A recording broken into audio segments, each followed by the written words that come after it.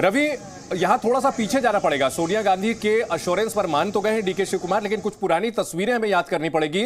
राहुल गांधी जो कि ज्योतिरादित्य सिंधिया और कमलनाथ के बीच में थे, दोनों तरफ उन्होंने दोनों दिग्गज नेताओं को रखकर फोटो खिंचवाई थी।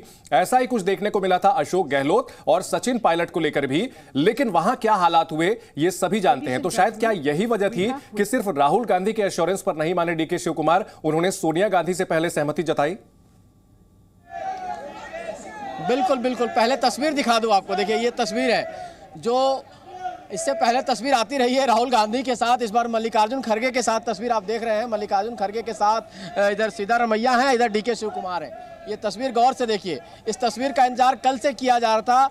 अभी अभी रणदीप सिंह सुरजेवाला ने ट्वीट करके ये बताया है और दिखाया है कि ये टीम कर्नाटका है, विनिंग टीम जो है कर्नाटका की यही है। और ये इस तस्वीर से अब साफ हो गया है कि कहीं ना कहीं सब बात जो है अब बन गई है दोनों के बीच में। भले ही मन से बात नहीं बनी हो, लेकिन मतलब दबाव में ही बात मान ली गई है। ये मन का गठबंधन नहीं है, मजबूरी का गठबंधन इसको कहा जाएगा। लेकिन चूंकि कांग्रेस पार्टी को ये सूट करता है और 2024 के चुनाव के लिए इन दोनों नेताओं का साथ रहना जरूरी है, तभी पार्टी का कुछ भविष्य कर्नाटका में दिखेगा। इसी वजह से कहीं ना कहीं सोनिया गांधी ने खुद इंटरवीन किया।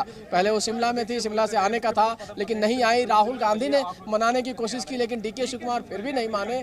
उनको एश्योरेंस चाहिए था, उनको चाहिए था कि सोनिया गांधी जब कहेंगी इस बात को तो मैं मानूंगा। बार बार उनको माँ का दर्जा देते हो कि मेरी माँ की तरह है। उनको देखकर उन्होंने रोया भी था। याद कीजिए रिजल्ट आया था, सोनिया गांधी का जिक्र कर वो रोने लगे थे जब वो जेल गए थे। सोनिया गांधी ने मिलने आई थी। तो कहीं ना कहीं किसी की बात कोई परिवार में मानता है तो एक बात मान लीजिए कि गांधी परिवार में सोनिया गांधी वो शख्स हैं जिसका हर कोई बात मानता है। पार्टी में कोई भी नेता हो, अगर लास्ट में कहीं मामला फंसता है तो सोनिया गांधी के इंटरवेंशन से मामला क्लियर होता है और वैसे ही क्लियर हुआ। और अब तस्वीर साफ है। अब सिर्फ इंतजार कीजिए कि नतीजों का ऐलान कब किया जाएगा, कब आकर ऑफिशियली डिक्लेयर किया जाएगा कि जो सिद्धारमैया है वो सीएम हो गए हैं, सीएलपी के लीडर होंगे और डिप्टी सीएम जो है डीके शिव कुमार होंगे और प्रदेश अध्यक्ष बने रहेंगे। ये बात कंफर्म है। और इसके साथ 2.5 साल वाला फॉर्मूला पब्लिक में नहीं बताया जाएगा, ध्यान रख लीजिए। कोई पब्लिक में बताने वाली बात नहीं। यही सीधा डीके शिव कुमार चाहते थे, लेकिन पार्टी ने उनको एश्योरेंस दे दिया है कि आप जितना डिजर्व करते हैं आपको मिलेगा, आज नहीं तो कल मिलेगा।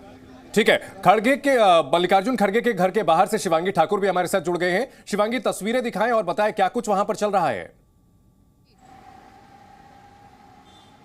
देखिए चंदन, ये तस्वीरें बहुत खास है। सीधे आपको मल्लिकार्जुन खड़गे के घर के बाहर की तस्वीरें दिखाते हैं। यहाँ हलचल बहुत तेज हो गई है, मीडिया का जमावड़ा है, समर्थकों का जमावड़ा है। और जिस बात का इंतजार किया जा रहा था, एक हफ्ते से ये माथापच्ची चल रही थी कि आखिर मुख्यमंत्री कौन होगा। बार बार ये बात मैं और हमारे तमाम सहयोगी कह रहे थे कि कैसे सरकार भले ही कांग्रेस बना ले, लेकिन माथापच्ची मुख्यमंत्री पद को ही लेकर होना था। एक हफ्ते का समय लगा और वही हुआ। लेकिन अब ऐसा लग रहा है कि सहमति बन गई है और अब 20 मई को ये जानकारी मिल रही है सूत्रों के हवाले से कि 20 मई को शपथ ग्रहण होगा। लेकिन सबसे बड़ा सवाल यही कि डीके शिव कुमार, जिनको मनाने में एक हफ्ते लगे, आखिर कौन था जिसने उन्हें मनाया। जो जानकारी हमें मिल रही है सूत्रों के हवाले से वो ये कि सोनिया गांधी पीस मेकर बनी है। उन्होंने ही मल्लिकार्जुन खड़गे के साथ वीडियो कॉल पर बातचीत की और जब उन्होंने इस पूरे मामले में इंटरवीन किया तब जाके कहीं ना कहीं सहमति बन पाई है। तो डीके शिव कुमार जो मानने को तैयार नहीं थे, वो मुख्यमंत्री पद के सबसे बड़े दावेदार थे,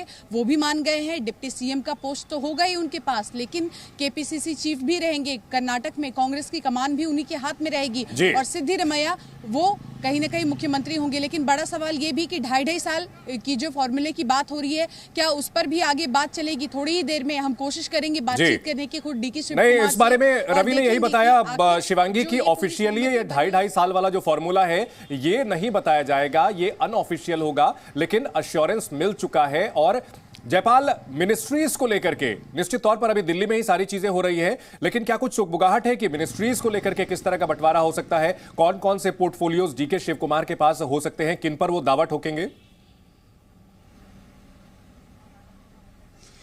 जी देखिए, मिनिस्ट्री की बात करें तो कर्नाटका में जिस तरह से कांग्रेस को जीत मिली है और खास करके अलग अलग तबके से, जैसे वोकालिगा मुस्लिम्स के वोट उनको बहुत अच्छे तरीके से मिले हैं। तो इस लिहाज से और उसके बाद अहिंदा जो दलित वर्ग हैं उनका वोट भी उनको मिला है।